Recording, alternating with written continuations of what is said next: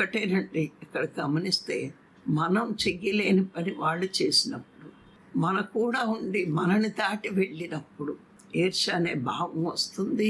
కానీ జ్ఞాని దాన్ని తొందరగా పోగొట్టుకుంటాడు. ఈ గుణమే నా ఎదుగుదలకి అడ్డు. అందుకే ఎవరు చెప్పినా విచారణను ఎందుకు చెప్పారు? మనలో ఏదైనా వచ్చినప్పుడు ఇది నేను ఎదగడానికి అడ్డు, దీనివల్ల నేను భూమి మీద ఆనందం అనేది పొందలేకపోతాను అని అనుకున్నప్పుడు మరి దాన్ని దాటడానికి, దాన్ని మార్చుకోవడానికి ప్రయత్నిస్తాం. అది ప్రయత్నించకుండా ఊరుకుంటే ఆ ప్రయత్నం అన్నది మనం అనుకుంటే సరిపోదండి. సాధన అనేది ఉన్నప్పుడు నువ్వు ఏ విషయాన్ని, నువ్వు ఎలాంటి జీవితాన్ని కోరుకుంటావో అది నువ్వు భూమి మీద దక్కించుకోవాలి అంటే సాధన తప్పించి రెండో మార్గమే లేదండి. అందుకే సాధనమున పనులు సమకూరు ధరణిలోన అని చెప్పడం జరిగింది వేమన. నువ్వు సాధన చేస్తేనే నువ్వు అనుకున్నవి భూమి మీద సాధించగలవు.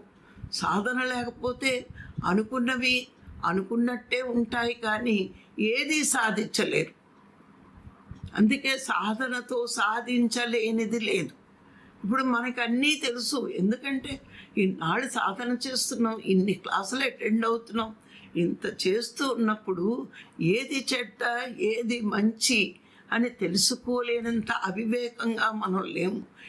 మాయకు వశమై ఒకవేళ పొరపాటుని ఈ గుణం మనకు వస్తే ఇది నా ఎదుగుదలకు అడ్డు కదా, అందుకని నేను సాధన చేసి ఈ గుణాన్ని మార్చుకోవాలి అని మనమే తెలుసుకుని సాధన ద్వారా సాధిస్తూ ఉంటాం.